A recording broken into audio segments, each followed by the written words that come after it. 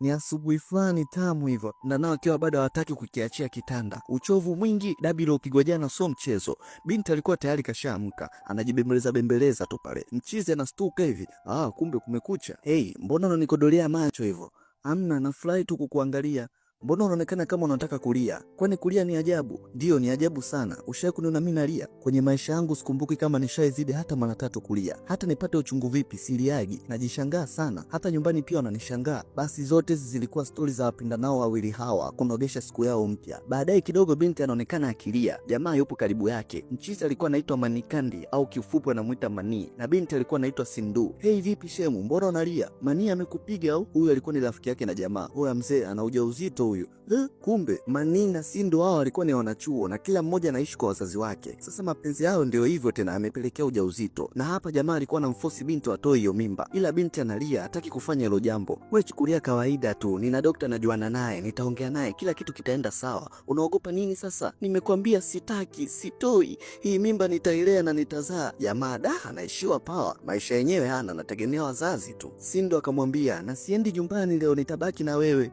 Jamaa anashangaa, huyu binti vipi? Mbona kumesha kucha balaa hili? Sasa jamaa alikuwa na best friend wake anaitwa Amit. Amit alikuwa ni wakishua sana, na kuna nyumba yao moja hivyo anapangishaga tu, haina mtu. Akaamua msaidie rafiki yake, akakae na shemu wake usiku huo. Maana binti kagoma kwenda kwao, na mwamba yeye mwenyewe anakaa nyumbani. Hivyo aweza akampeleka nyumbani kwao.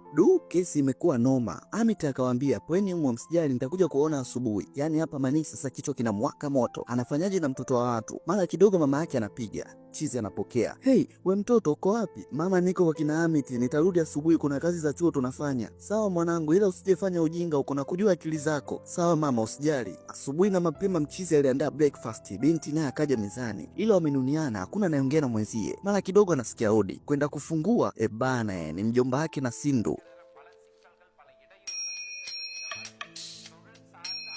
Kesi ikabidi ipikishwe mpaka polisi. Kulikuwapo na wajomba wa binti, baba yake binti, baba wa jamaa pamoja na kaka yake. Kesi iliyopo mezani ni kwamba Mani amemteka mtoto wao siku mzima na anamlazimisha kulala naye kinguvu. Sawa basi, binti inabidi akili na kujieleza ukweli mwenyewe. Ni kweli? "Waambie ukweli mjomba, waambie." Kwa upole kabisa binti akasema, "Kwanza nina mimba."